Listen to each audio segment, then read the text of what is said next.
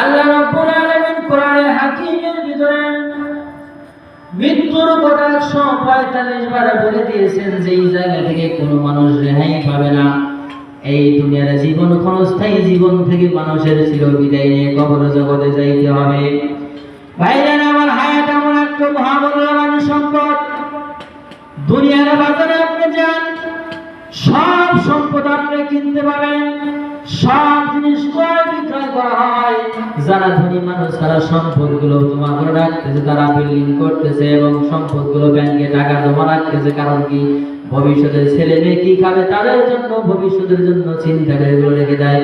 কিন্তু আমার ভাইরা, সব সম্পদ আপনি রাখতে পারলেন, হায়াত নামে যে সম্পদ আল্লাহ রাব্বুল আলামিন আমাকে আপনাকে দিয়েছে 100 বছর, এই হায়াতের জিন্দেগি এখান থেকে এক ফোঁটা দিনের জন্য হায়াতে বর্ধিত করা যায় না।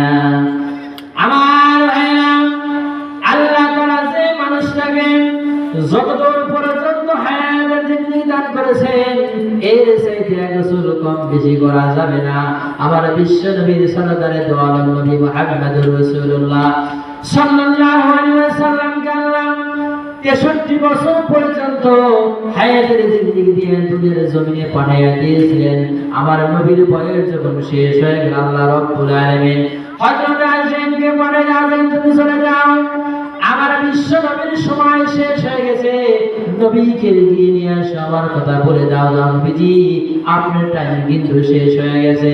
আজরাইল আলাইহিস সালাতু ওয়াস সালাম সঙ্গে সঙ্গে চলে আসলেন, আমার বিশ্ব নবীর দরজায় এসে কোরআন আনলেন। মা ফাতেমা ঘরের ভিতরে বসে রইলেন। মা ফাতেমা ডাক দিল, আব্বা জান, ঘরের দরজায় এমন কোন মেহমান আসছে যে মেহমান আসার কারণে ঘরের দরজাগুলো থর থর থর থর করে কাঁপা শুরু হয়ে গেছে। আমার ভাইরা, আপনারা সকলেই জানি, কোন মেহমান যখন মেহমানের বাসায় আসে, আপনি দেখতে পাবেন কত সুন্দর ভাবে তাদের আচরণ গুলো পাওয়া যায়, কত সুন্দর ভাবে তারা এসে সালাম বিনিময় করে। কিন্তু সালাম যখন আগমন করলেন, ঘরের দরজা গুলো তখন থরথর করে কাঁপতেছিলেন। ফাতেমা ডাক দিয়ে, আব্বা জান, ঘরের দরজা গুলো এরকম ভাবে থরথর করে কেন কাঁপতেছে জানতে চাই। আল্লাহর পয়গম্বর বলে, মারে বাবা ফাতেমা, এমন একজন মেহমান আমার ঘরে আগমন করেছে, যে মেহমান আগমন করার সঙ্গে সঙ্গে আগমন করলে কোনো মানুষকে খালি হাতে রেখে যায় না, হয়তো বাবাকে দিন করে চলে যায় অথবা সন্তানকে দিন করে নিয়ে চলে যায়, সে একজন মেহমান। এই যে সালাম আমার চলে যায়, সে কোরআন আনতেছে। কতদিন শোনার পরে মা ফাতেমা কান্না শুরু করে দিলেন। আমার বিশ্ব বলে, মা ফাতেমা কান্না করিও না, কারণ কান্না করা যে এমন একটা ব্যক্তি কাউকে রেখে যাবে না, আল্লাহর হুকুম হয়েছে তুমি দরজাটা খুলে দাও। মা ফাতেমা দরজাটা যখন খুলে দিতে চাইলেন না, আল্লাহর পয়গম্বর বলে, মারে মা, দরজা যদি খুলে না দাও, আজ দরজা ভিতরে আসতে পারবে, সে কিন্তু দরজার অপেক্ষা করবে না। মুসলমান ভাইরা, একটু হিসাব করে দেখেন, আমার আপনার 60-70 বছরের জিন্দেগি আমরা কি করেছি? আল্লাহর রাস্তায় যদি আমার জীবনটা ব্যয় না হয়, রাসূলের আদেশ শুনে জীবনটা যদি আমার ব্যয় না হয়, কবর জগতে জান ধরে আল্লাহ রাসূল যদি আমার লাশটা গ্রহণ না করে, আমার সেইটি কবর পর হতভাগা মুসলমান আর আল্লাহর জমিনে নাই। ভাইরা আমার, হাদিসের বর্ণনায় পাওয়া যায়, আবু দাউদ শরীফের বর্ণনায় চলে আসছে, আল্লাহর নবী বলেন, কোন মানুষ যখন মৃত্যুবরণ করবেন, মৃত্যুবরণ করার সময় যদি কোন মানুষের 12টি আলামত আপনি দেখতে পান, 12টা লক্ষণ দেখতে পান, আল্লাহর নবীজি বলেন, লোকটার কপাল ভালো, লোকটা আল্লাহর জান্নাতি। জোরে বলা যাবে কি সুবহানাল্লাহ? আমার ভাইরা, আমাদের আপনজন যারা মারা যায়, আপনি যদি পাশে তাদের পাশে বসে থাকেন, আপনি দেখতে পাবেন এই 12টি আলামত যদি তাদের হয়ে যায় বা আপনার জীবনে যদি ঘটে যায়, আপনি বুঝে নেবেন লোকটা আল্লাহর জান্নাতি। বলেন সুবহানাল্লাহ। আল্লাহ নবী বলেন, ওর মানুষ যত মৃত্যু সজ্জায় চলে যায়, দেখবেন যে লোকটা আস্তে আস্তে সব শক্তি কমে যায় কিনা না, যখন একদম বিছানায় পড়ে যায়, বোঝা যায় যে লোকটা আপনার নিশ্চিত বাঁচবে না, হাত পা নড়াচড়া করে না, খাবার গুলো মুখে যায় না। আমাদের দেশে এমন রীতি আছে যে আমরা একজন মানুষ অসুস্থ অবস্থায় খবর দেয়, আপনাকে দেখতে যায় না, কিন্তু লোকটা যখন আর পাশে যায় তখন তাকে আমরা দেখার জন্য নানা রকম ফল নিয়ে যাই, ওই সময় তার কিন্তু আর ফল খেতে পারে না, কি বাবাজি? তখন কি করি আমরা? ফলের জুস নিয়ে যাই। আমরা ফলের জুস নিয়ে যাওয়ার পরে তার মৃত্যুর আর কয়েক ঘন্টা বাকি আছে, কি করি আমরা? মুখের মধ্যে একবার জুস এরকম ঢেলে দিই, একদিকে আমরা দিয়ে দিই, আরেকদিকে চলে যাবে। বাবা ঠিকই বুঝতেছে। তাহলে উচিত ছিল ওই লোকটা যখন অসুস্থ ছিল, আমার আপন গরিব মানুষ, তাকে এগুলো খাওয়ানো। ওই সময় আমরা কেউ খবর নিই না, কি যখন একটা মৃত্যু সঞ্চায় তখন আমরা ঠিকই যাই। এরকম ভাবে এক প্রকার লোক আছে। দ্বিতীয় প্রকার লোক হলো মৃত্যুর সময় খবর দেওয়ার পরে এমনও কিছু আত্মীয়-স্বজন তার কাছে আসে না, ওই যখন মারা যাওয়ার পরে জিয়ারতের টাইম হয় তখন কিন্তু মিস করে না, কি বাবাজি? কয় না ওই সময় যেতে পারি না, ব্যস্ত ছিলাম, দাওয়াত দিছে, একটু ব্যস্ত ছেড়ে গেছে, কি বলে?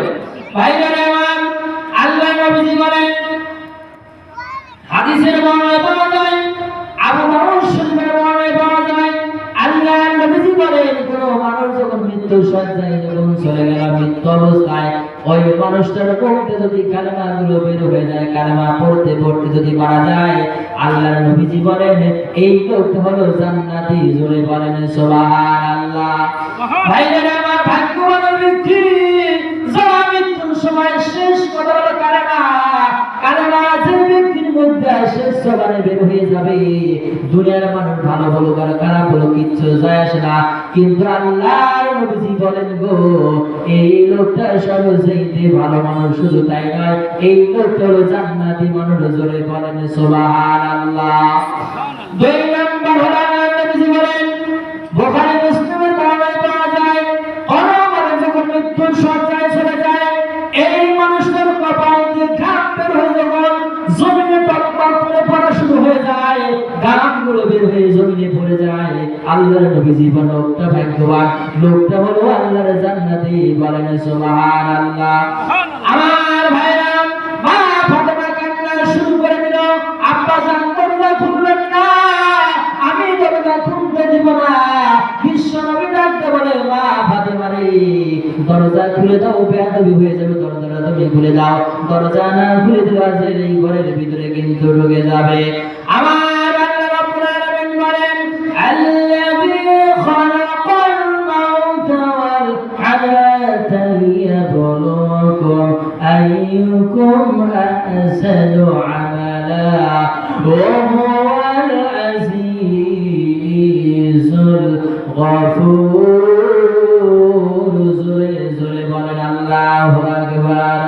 আমার ভাইরা, আল্লাহ রাব্বুল আলামিন বলেন, আল্লাহ তোমার হায়াত নামে বস্তু আমি আগে সৃষ্টি করে দিয়েছি। কয়েকদিন দুনিয়ার জমিনে তুমি হায়াত পাইবে, সেইটা সৃষ্টি করার পর আমি তোমার আমি হায়াত আর মৌত সৃষ্টি করেছি। আমি তোমার মৌতটাকে সৃষ্টি করার পরে তোমার হায়াত আমি সৃষ্টি করে দিয়েছি। দুনিয়ার জমিনে যাওয়ার পরে দেখবো আমি পরীক্ষার জন্য পাঠাইছি, কে বেশি বেশি নিয়ে আমল করে আমার দরবারে বাড়াতে পারো। আমার ভাইরা, মা ফাতেমা যখন দরজা খুলে দিলেন, আজরাইল আলাইহিস সালাম যখন দরজা বের করে আমার বিশ্ব নবীর কাছে গিয়ে সালাম দিলেন, আসসালামু আলাইকুম ইয়া রাসূলুল্লাহ, ইয়া হাবিবাল্লাহ। হুজুর গো, আল্লাহ রাব্বুল আলামিন আল্লাহর তরফ থেকে আমাদের পাঠিয়ে দিয়েছে, আপনাকে আল্লাহ রাব্বুল আলামিন নেওয়ার জন্য বলেছে। আপনি যাইতে রাজি কি না রাজি আমাদের জানাই দেন। আল্লাহর পয়গম্বর ভাইরা, আমি যদি মৃত্যু থেকে না যাই, আমি যদি না যাই, আমার যদি আজকে হায়াত ওয়াস করতে আমি না যাই, আল্লাহ রাব্বুল আলামিন আমাকে একটু সময় বাড়িয়ে দিবে কিনা আমি জানতে চাই। আজরাইল বলে, ইয়া রাসূলুল্লাহ, ইয়া হাবিবাল্লাহ, আপনার সর্বশ্রেষ্ঠ নবী, আপনি রাহমাতুল লিল আলামিন, আল্লাহ রাব্বুল আলামিন রহমত হিসেবে বানাইছে। আপনি শুধু মানুষের জন্য রহমত, আপনি গাছ-গাছালির রহমত, আপনি প্রাণীর জন্য রহমত, तमाम পৃথিবীর যত কিছু আছে সবার জন্য আল্লাহ রাব্বুল আলামিন আপনাকে রহমত হিসেবে পাঠিয়ে দিয়েছে। বলেন সুবহানাল্লাহ। আল্লাহর পয়গম্বর, আল্লাহর ফেরেশতা জিবরাইল বলেন, ইয়া রাসূলুল্লাহ, ইয়া হাবিবাল্লাহ, হুজুর আপনি যেদিন যাইতে চান সেই দিন আপনি টাইম দেবে, যতদিন পর্যন্ত আপনি হায়াত চান আপনাকে সেই হায়াত দেওয়া হবে।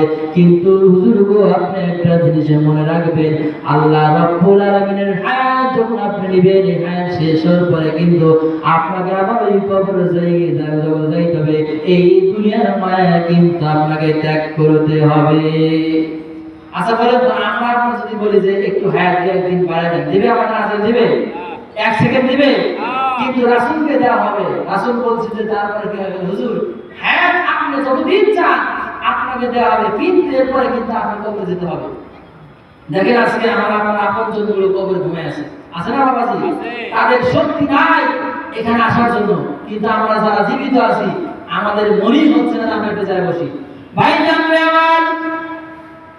আমার আপনার আপনজনগুলো এই যে শীতের মাস প্রায় শেষ হয়ে গেল, শীতের ভিতরে আমরা যখন ছোট্ট ছিলাম আব্বারে বলেছি আব্বা শীতের কাপড়গুলো নাই, মারে বলেছি মা শীতের কাপড়গুলো নাই, মা ডিম বেচা টাকা গুলো মুরগির বেচা টাকা গরু বেচা টাকা জমায় রাখছে, সন্তান কখন জানি টাকা চাই করেন টাকাগুলো দিয়েছে, আব্বা সারাদিন পরিশ্রম করে আসার পরে টাকাগুলো দিয়েছে। এই টাকাগুলো নিয়ে আমি কি করেছি বাজারে গিয়ে সুন্দর শীতের কাপড়গুলো আমি পরে, এই শীতের কাপড়গুলো পরে আব্বারে বলছি আব্বা আপনার গায়ে পুরাতন চাদর দেখা যায়, আপনি আব্বা নতুন কাপড় কিনেছি। ও আব্বা আপনি কি কাপড় নেবেন না? আমার গায়ে একটা পুরাতন জাম্পার দেখলাম কত ময়লা। মাকে বলছি মা তোমার গায়ে পুরাতন জামা দেখতেছি গো মা, তোমার টাকা জানি নতুন পোশাক দিয়েছি মা, তোমার কি নতুন পোশাকের ইচ্ছা হয় না? মা চোখের পানি ফেলে ফেলে কান্দে, বাবা চোখের পানি ফেলে ফেলে কান্দে, বলে বাবা না না না, কারণ আমি টাকা দিয়েছি আমার সন্তান যখন পোশাকটা পরেছে আর আমার চোখ খুলে যখন আমি দেখেছি আমার মা এবং বাবার কলিজাটা ঠান্ডা হয়ে গেছে। বলেন সুবহানাল্লাহ। ও সেবার মুসলমান যাদের পিতা মাতাগুলো আজকে কবরে ঘুমাইছে, আমি জানি এলাকার মধ্যে যমুনা এলাকা থেকে সে বসবাস করতেছে, অনেকে যমুনার কিনারায় বাবাকে পানি দিয়েছিল নদীর ধারে, কিন্তু নদীটা কি করেছে তার বাবার লাশটা পর্যন্ত কয়েকবার নদীতে বিলীন হয়ে গেছে। বাবার কবরের পাশে দাঁড়িয়ে সালাম থেকে সেই ভাগ্য অনেকের নাই। বলেন ঠিক কিনা?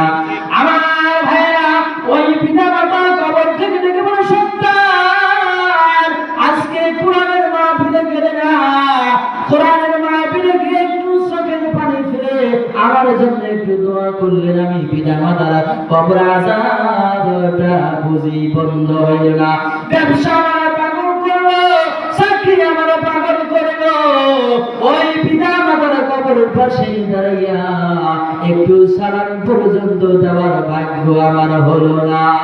আমার ভাইরা এই যে রমজান মাস আসতেছে, 2-3 দিন পরে রমজান শুরু হয়ে যাবে। রমজানে আল্লাহ রাব্বুল আলামিন সমস্ত কবরবাসী আযাবগুলো আল্লাহ মাফ করে দেয়। আমরা দোয়া করি আল্লাহ এই মাহফিল আয়োজন যারা করেছে সমস্ত আয়োজকদের আত্মীয়-স্বজন পিতা মাতা যারা কবরে আছে, ও আল্লাহ নতুন পুরাতন মানুষ যারা সেবার জন্য ঘুমাইছে, ও আল্লাহ তাদের কবর আযাব তুমি কিয়ামত পর্যন্ত মাফ করে দাও। বলেন আমিন।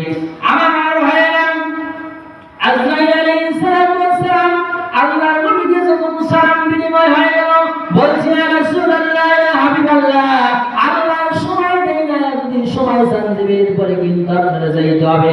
আমার পয়গম্বর বলে আজরাইল ভাই তাহলে আমি আর সময় নিতে চাই না, তোমার কার্যক্রমগুলো শুরু করে দাও। আমার ভাইয়া মৃত্যুর যন্ত্রণা কত কঠিন, যে সমস্ত মানুষ মৃত্যুর কাছে যায়নি তারা বুঝবে না।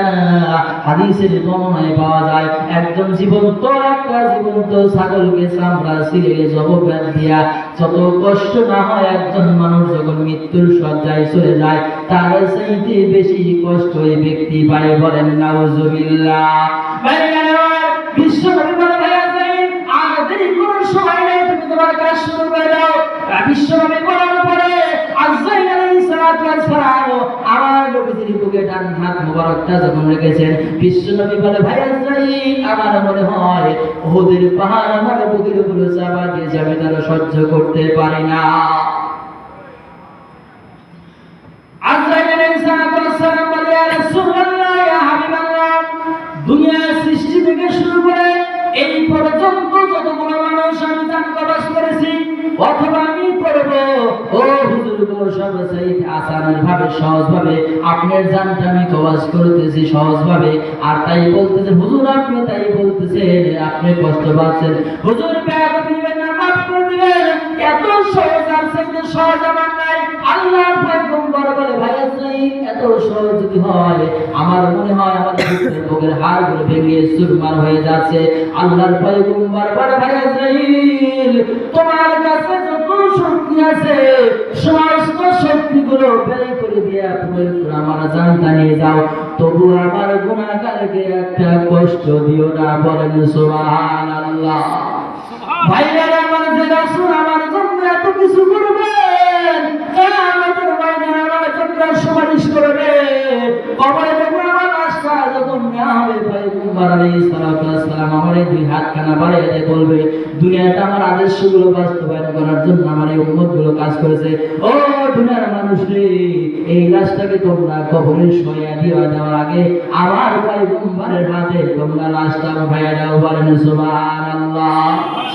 আমার ভাইরা, আজরাইলের অবস্থা দেখে আমার বিশ্ব নবী মায়ের হযরত ফাতেমা রাদিয়াল্লাহু তাআলা আনহা চোখের পানি ফেলে ফেলে কাঁদতেছে। বিশ্ব নবী বলে, মারে তুই কাঁদিস না। আল্লাহর পয়গম্বর বলে, মা তোর মুখটা আমার কানের সাথে লাগাইয়া দে, আমার তোর কানটা আমার মুখের সাথে লাগাইয়া দে। আল্লাহর পয়গম্বর বলা পরে মা ফাতেমার এই কানটা যখন বিশ্ব নবীর মুখের সাথে লাগাইয়া দিলেন, বিশ্ব নবী কানে কানে কি যেন বললেন, মা ফাতেমার কান্নাগুলো বন্ধ হয়ে গেল। পরবর্তী সময় আয়েশা ডাকতে বলেন, ও ফাতেমা, বিশ্ব নবী তোমার আব্বা জান, আমার প্রাণের স্বামী, আমার স্বামী তোমার কানে কানে কি বললো আর তোমার কান্নাগুলো বন্ধ হয়ে গেল? ফাতেমা বলে, মানে মা, বিশ্ব নবী আমার কানে কানে বলছে, ও মা তুই কান্দিস না, আমি মারা যাওয়ার পরে সর্বপ্রথম তোর সাথে আমার দেখা হয়ে যাবে। বলেন সুবহানাল্লাহ।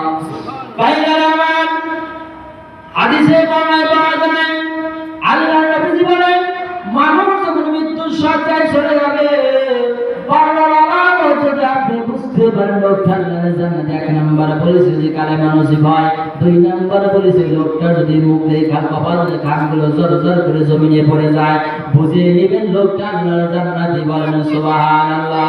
3 নাম্বার হলো আল্লাহর কোন বান্দা যদি জুমার দিনে মারা যায়, নবী আবার বলেন লোকটার কবরে কোনো আযাব দেওয়া হবে না, লোকটা আল্লাহর জান্নাতি। 4 নাম্বার জুমার রাতে যদি আল্লাহর কোন বান্দা বান্দি মারা যায়, নবী আমার বলেন ওই লোকটা আল্লাহর জান্নাতি। বলেন সুবহানাল্লাহ। 5 নাম্বার হলো আল্লাহর রাস্তায় ইসলাম কায়েম করতে গিয়ে, দ্বীন কায়েম করতে যদি কারো জীবন চলে যায়, কারো শরীরের রক্তগুলো যদি চলে যায়, আল্লাহর নবীজি বলেন এই লোকটা আল্লাহর জান্নাতি। বলেন সুবহানাল্লাহ। 6 নাম্বার হলো কুরআনের সন্তান প্রসব পেদা করতে গিয়া, প্রসব করতে গিয়া সন্তান জন্ম দিতে গিয়ে যদি লোকটা দুনিয়ার টান বিদায় হয়ে চলে যায়, আল্লাহর নবীজি বলেন এই বোনটা, এই মহিলাটা হলো আল্লাহর জান্নাতি। বলেন সুবহানাল্লাহ। এই জন্য মেয়েরা যদি সন্তান প্রসব করতে গিয়ে মারা যায়, আল্লাহর নবীজি বলেছেন কবর আযাব তার যত বন্ধ, সুবহানাল্লাহ বললেন না, এবং তার কবরটা আল্লাহ জান্নাতের বাগান বানিয়ে দিবেন। আজকে দেখে অনেক মা বোনেরা আছে কিন্তু পর্দা আছে, তবে সেবার বর্তমান মায়েরা খুব পর্দা আছে, কি বলেন আছে কিনা? আছে। একটা উদাহরণ দিলে বুঝবেন। আপনাদের বাজারে বাবা যে কলা বিক্রি হয়, কলা আচ্ছা, একটা লোক কলা নিয়ে বসে আছে, ছিঁড়ে নিয়ে বসে আছে, আর একটা লোক শোষালা নিয়ে বসে আছে। এখন আপনি কোনটা কিনবেন? শোষালা কিনবেন, তাই না? এখন ছিঁড়ে নিয়ে যে বসে আছে ওই লোকটা বলতেছে, ভাই ওই সিনেমা থেকে শোষালা দাম 120 টাকা অনুভব করা, আর আমার এই সিনেমা এটা অনুভব, কিন্তু সিরিয়া নিয়ে বসে আছি, আমি টাকা ছাড়া আপনাকে দেবো, আপনি নেন। বাবাজি আপনাকে দিবেন, কারণ ওই মানে সেনা কলার উপরে ধুলাবালি মশামাছি করে ভরে গেছে, গা নেবেন না। আর ওই শোষার দাম যদি হোক ভালো, কি বলে আমার এই সমস্ত মা বোনেরা পর্দার ভিতরে নাই, ওনারা কি সেনা কলা, তাই না? কাজে এদেরকে বিয়ে করতে কেউ চায় না, বলে না এলাকায় যখন বিয়ের জন্য আসে, ছেলে দেখার জন্য মেয়ে দেখার জন্য আসে, এলাকার লোক বলে না মেয়েটা কিন্তু খুব একটা ভালো না, এই সেই করে। আর যখন পারবে থাকবে আশপাশ প্রতিবেশী বলে দেয় না মেয়েটা খুব ভালো বাড়ি, পর্দা নামাজ করে, দেখবেন যে ধার্মিক বলে এই ভাই বুঝে গেছে, দেখা ছাড়া ডিমান্ড ছাড়া বিয়ে হয় কি হয় না।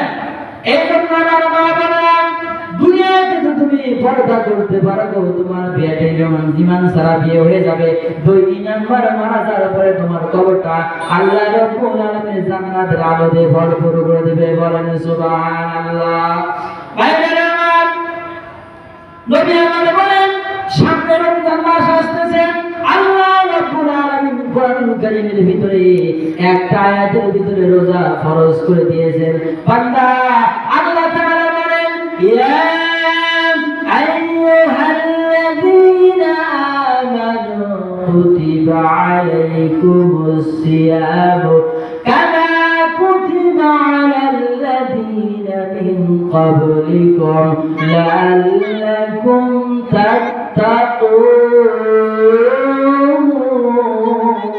জোরে জোরে বলেন আল্লাহু আকবার আল্লাহ রাব্বুল আলামিন বলেন আমি তোমাদের উপর রোজা ফরজ করেছি বান্দা তোমরা মনে মনে ভাবতেছ আল্লাহ আমাদের উপর রোজা তুমি কেন বোঝা চাপাইয়া দিলা আল্লাহ বলেন না বান্দা না তোমাদের উপর রোজা আমি বোঝা চাপাইয়া দিই নাই কারণ তোমাদের পূর্বে যে সমস্ত নবীরা গত হয়ে গেছে তাদের প্রতি আমি রোজা ফরজ করে দিয়েছিলাম শুধু সেন্ট্রাল সিস্টেম গুলো একটু আলাদা ছিল বলেন সুবহানাল্লাহ মুসা আলাইহিস সালামের উপর আল্লাহ তাআলা রোজা ফরজ করে দিয়েছিলেন এই যে আমরা জিলহজ মাসে যে 10টি রোজা আমরা রাখি এটা ওই সময় ফরজ ছিল অন্যান্য সময় যে নবীদের রোজা দেখেন এই সমস্ত রোজাগুলো একবারে একসাথে করে আল্লাহ রাব্বুল আলামিন 30 দিন একটা প্যাকেজ করে আমাদের উপর দিয়েছে আমরা আজকে যদি একটা আমল নফল আমল ওটা নফলই থাকে আর রমজান মাসে যদি কোনো বান্দা নফল করে ওটা আল্লাহ রাব্বুল আলামিন ফরজের সমান দেয় সুবহানাল্লাহ বললেন না 2 নাম্বার হলো একটা ফরজ রমজান মাসে আমরা কোনো বান্দা যখন আমল করবে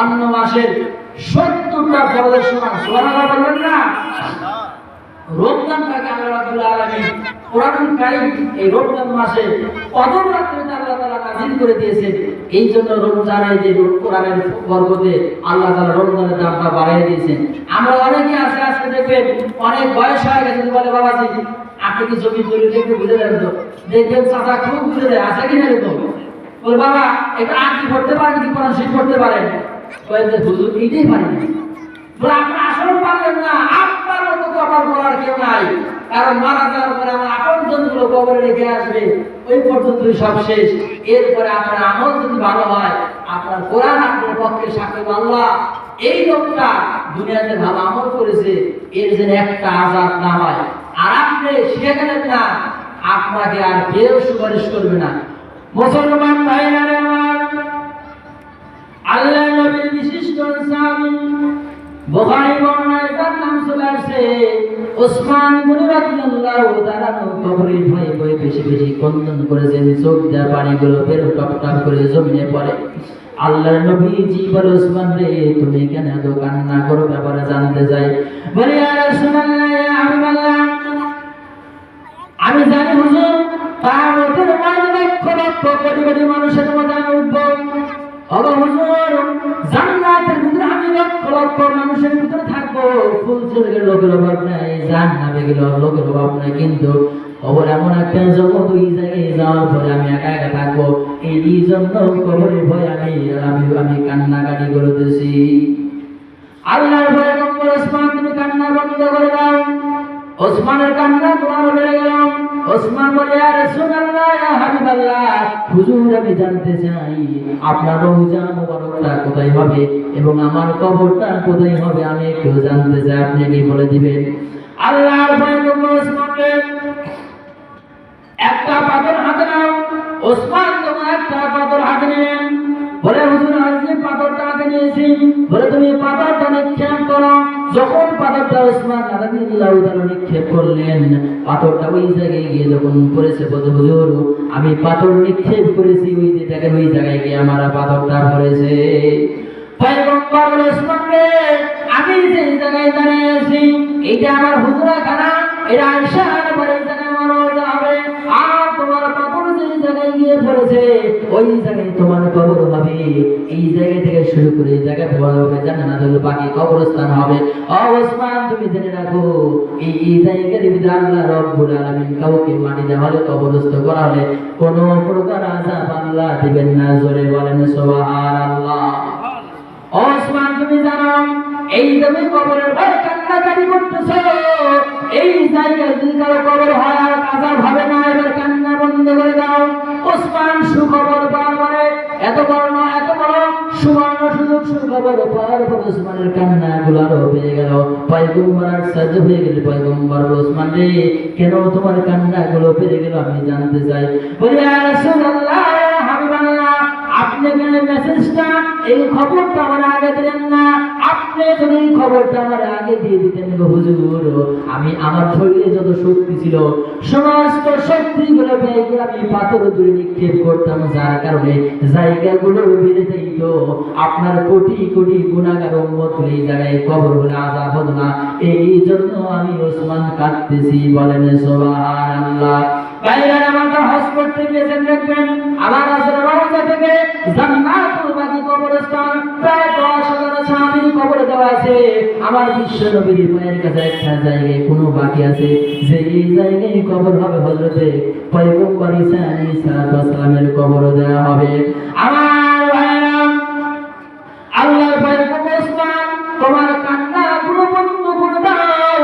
আল্লাহ রাব্বুল আলামিন আমাকে কোরআনুল কারীমের একটা সূরা আল্লাহ রাব্বুল আলামিন আমাকে বোনাস হিসেবে দিয়েছে। এই সূরার আমল যদি আল্লাহর কোনো বান্দা বান্দি করতে পারে, ছোট্ট কিছু না, লম্বা সূরা না, তার নাম সূরা মুলক। এই 29 নম্বর পারা 67 নম্বর সূরা।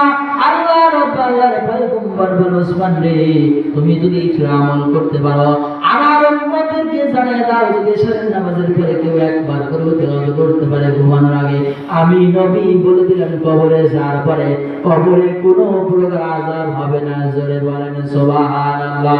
আল্লাহ রাব্বুল আলামিন বলেন, তাবারাকাল্লাযী বিয়াদিহিল মুলকু ওয়া হুয়া আলা কুল্লি শাইইন কাদির।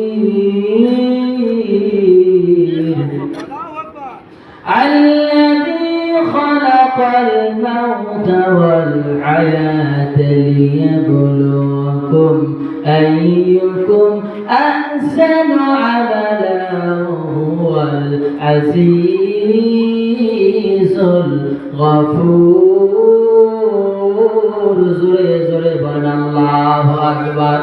বাইরের আল্লাহ রাব্বুল আলামিন বলেন, এই আমলটা তোমরা করতে পারো, কবরে যাওয়ার তোমার কবরটা আল্লাহ রাব্বুল আলামিন জান্নাতের বাগান বানিয়ে দিবেন। কবরের ভিতরে যাওয়ার পরে কোরআন শরীফ দাঁড়ায় দেবে, মন কান্নাকে থামো, এই বান্দা সারা জীবন আমার আমল করেছে, আমার আদর্শ বাস্তবায়ন করার জন্য দুনিয়াতে কাজ করেছে, কাজে খবরদার এর সাথে কোনো প্রকার বেয়াদবি করা যাবে না। বলেন সুবহানাল্লাহ। আমার ভাইরা, উদাহরণ দিলে বুঝবেন, এই গ্রামের একজন হাজী সাহেব এখন যদি মৃত্যুবরণ করে, বলেন তো, এখন যদি মৃত্যু সজ্জায় চলে যায়, এখান থেকে তাকে ট্রান্সফার করে শেরপুর হাসপাতালে নিয়ে যাবে কি যাবে না? ডাক্তার বলবেন আপনার আব্বার অবস্থা ভালো না, নিয়ে যাবেন বগুড়ায় নিয়ে যান। জিয়ামিনে নিয়ে যাওয়ার পরে ডাক্তার বলে, ভাইজান আপনার আব্বা এই মুহূর্তে মারা গেছে, 10 মিনিট আগে মারা গেছে। বাবার মৃত্যুর খবর শোনার পরে সন্তানগুলো চোখের পানি ফেলে কাঁদবে কি কাঁদবে না? ভাই ফোন করবে বোনের কাছে, বলবে আমার আব্বাই মাত্র মারা গেছে, বোনের বিয়ে হয়েছে বগুড়া শহরে। বোন কাঁদতে কাঁদতে সুরাজ বাবার বাড়ির দিকে এসে দেখতে বাবাকে ওই বিল্ডিং ঘরের ভিতরে বাবাকে রাখা হবে না, ওই নিচে একটু জায়গার ভিতরে বাবাকে এরকম ভাবে মাটিতে শোয়া দেওয়া হবে। বলেন ঠিক কিনা? আমার ভাইরা, শীতের মাঠ হয়ে যায়, আপনি বড় বড় কম্বলগুলো কিনেছেন, কক্সবাজারে সফর করেছেন, আমি তো এই কাপড়গুলো আনছেন গো, ওই কাপড় দিয়ে আপনি কারে ঢেকে দেওয়া হবে না। আপনার বাড়িতে যে একটা পুরাতন চাদর অথবা কম্বল আছে, ওই পুরাতন কম্বল আর চাদর দিয়ে আপনার বাবাকে ঢেকে দেওয়া হবে। এখন যদি বলেন যে ঠিক আছে মারা গেছে আপনার আব্বা, এটা দামি মতমাল বা সুন্দর একটা কাপড় দেন, দিবে? যে কাপড় ফকিরে দিলে ফকির দিতে চায় না, ওইটা দিয়ে ঢেকে দেয়। ভাই আমার, আপনি মাত্র জীবিত ছিলেন,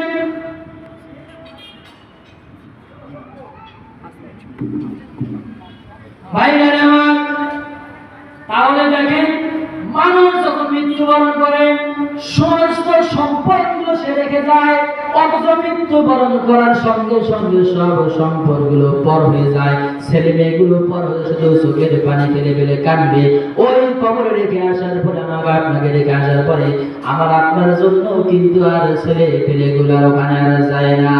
আমার ভাইরা, আপনার সন্তান যদি আরেক হয়ে যায়, তার জন্য দোয়া করব। আল্লাহ রাব্বুল আলামিন শিখিয়ে দিয়েছে, আমি হুজুর, আমি আপনার জন্য যদি বারবার দোয়া করি, আমার দোয়া কবুল হতে পারে না পারে কোনো গ্যারান্টি নাই, কিন্তু সন্তান যদি পিতা মাতার জন্য দোয়া করে, আল্লাহ তাআলা শিখিয়ে দিয়েছেন, সবাই আমার সাথে বলেন, রব্বিরহামহুমা কামা রাব্বায়ানি সগীরা, রব্বিরহামহুমা কামা রাব্বায়ানি সগীরা।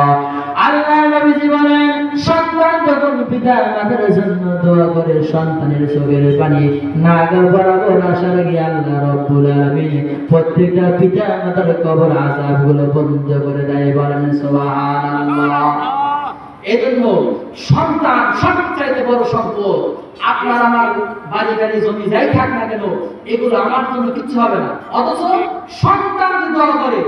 এই মোবাইল যখন আপনার বাবাজি ফ্যাক্টরি রোডে যান, এই বাজারে গেছেন, মোবাইল বাড়িতে রেখে গেছেন, রাস্তা খুব একটা দূরে না, কিন্তু ফ্যাক্টরি রোড দেওয়ার পরে যদি আপনি মোটর সাইকেল নিয়েও বাড়িতে রওনা হন, আপনি আগে আসবেন না টাকা আগে আসবে পারবেন, টাকার সাথে ঘুরতে যদি আপনি এসে বিমান নেন, তার আগেই টাকা চলে আসবে। নবী আমার বলেন, সন্তান যদি পিতা মাতার জন্য দোয়া করে, এই দোয়া কখনো মিস হয় না। তার চাইতে এই ফ্যাক্টরি রোডের গতির চাইতে আল্লাহ রাব্বুল আলামিন এই পিতা মাতার কবর পর্যন্ত এই সবটা পৌঁছায় দেয়। আর আমার আপনার হুজুরের দোয়ার কোনো দাবি নেই, হতে পারে না হবে, কিন্তু আপনার সন্তান দোয়া করলে পশ্চিমকাল আল্লাহ রাব্বুল আলামিন ফিরিয়ে দেয় না। তিন ব্যক্তি দোয়া আল্লাহ কবুল করে, পিতা মাতার জন্য সন্তানের দোয়া, সন্তানের জন্য পিতা মাতার দোয়া, মাজলুম ব্যক্তি দোয়া, মুসাফির ব্যক্তি দোয়া। এরা যে দোয়া করে, আল্লাহ রাব্বুল আলামিন দোয়াগুলো কবুল করে নেয়।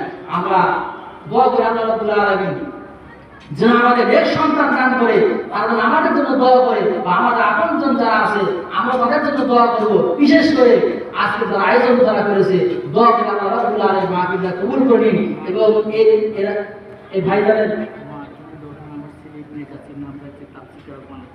এই ভাইজান রেজাউল ভাইয়ের সন্তান ইবনে কাছে নাম রাখছে, দোয়া করে আল্লাহ রাব্বুল আলামিন সব সন্তানকে হক্কানি আলেম হিসেবে কবুল করুন, আমিন। সবাই দেখে আল্লাহ রাব্বুল আলামিন যেন তার সিনাটাকে কোরআন দিয়ে ভরপুর করে দেয়, এবং আমাদের মতো আমাদের ছোট মানুষ কি বলে, আল্লামা সাইদি মামুন হক আমির হামদার মতো আল্লাহ কবুল করে, দেশ গণ আলেম হিসেবে কবুল করে। এবং ভাইজান আম্মা জান কবরে চলে গেছে, শুধু নানাম্মা নানা আত্মীয় স্বজন যারা কবরে চলে গেছে, আশেপাশের লোক যারা চলে গেছে, তারা আয়োজন করেছেন, এরা আপনজন যারা কবরে চলে গেছে, আমাদের মুখের দিকে তাকায় আছে, কি বাবা আমরা দোয়া করবো, আপনারা বসে আছেন, আপনাদের আপনজন যারা চলে গেছে, আল্লাহ রাব্বুল আলামিন যেন তাদেরকে এই কবর আযাব মাফ করে দেয়। রমজানে কবর আযাব করে আল্লাহ মাফ করে দিবে এক মাস। আমরা দোয়া করি আল্লাহ তাআলা যেন কিয়ামত পর্যন্ত কবর আযাবগুলো মাফ করে কবরটা জান্নাতের বাগান বানিয়ে দেয়। সকলে আল্লাহুম্মা আমিন। বিশেষ করে আমি নিজের জন্য দোয়া করছি, আমাকে আল্লাহ রাব্বুল আলামিন গত শবে বরাতের পরের দিন আমরা 4 তারিখে একটা পুত্র সন্তান দান করেছেন। আমি নাম রাখছি মোটামুটি হাদি। আমার তো বাদ বাকি নাম সাজাই নেই, নিয়ত আছে। দোয়া করে আল্লাহ রাব্বুল আলামিন সন্তানটাকে কোরআনের খাদেম হিসেবে আল্লাহ রাব্বুল আলামিন কবুল করে। এবং অনেক মহিলা আমাকে দোয়া করেন, হুজুর আমার সন্তান হচ্ছে না। আল্লাহ সন্তান দেওয়ার মালিক হলো আল্লাহ। দোয়া করে যে সমস্ত মা বোন আমাকে দোয়া চেয়েছে, আল্লাহ রাব্বুল আলামিন তাদের জন্য একটু সন্তান দিয়ে কোলটা ভরে দেয়, এবং মা বাবা তার জন্য সোনার তৌফিক দান করে। এবং অনেক ভাই মা বোনদের বিয়ে হচ্ছে না, এবং অনেক গোপন লোক আছে, আল্লাহ রাব্বুল আলামিন যেন এগুলো ভালো একটা পাত্রের ব্যবস্থা করে দেয়। এবং মা বোনদের যে অসুখ আছে, গোপন অসুখ, আল্লাহ রাব্বুল আলামিন যেন ভালো করে দেয়। সকলে আল্লাহুম্মা আমিন। আসসালামু আলাইকুম ওয়া রাহমাতুল্লাহি তাআলা ওয়া বারাকাতুহু।